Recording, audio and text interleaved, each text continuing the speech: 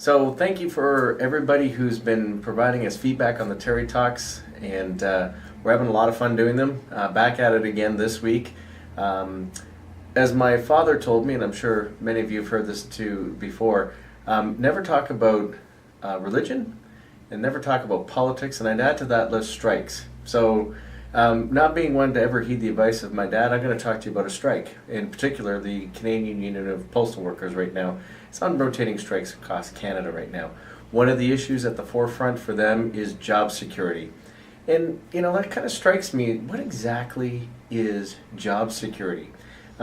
Recently I had a talk at one of our customers, and we were debating this issue back and forth.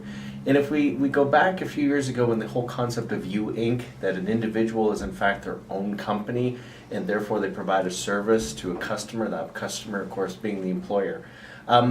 Where's the guarantee that you're always going to have that customer?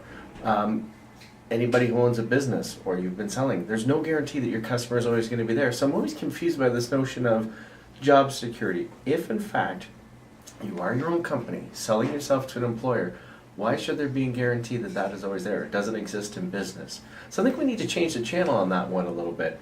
And in a way, isn't it shirking responsibility a little bit to make it somebody else's job to ensure that you always have that possibility, that security? I think that's shirking responsibility a little bit. Now, if, on the other hand, Canada Post is shirking their responsibility to provide people with employability skills and provide them with the necessary training that always makes them relevant in the marketplace, then shame on them. But I haven't heard that. So the message here is, I think we've got to move away from the notion of job security and start talking about employability and sustainability and equipping all of our employees with the skills and resources they need to be successful in the future.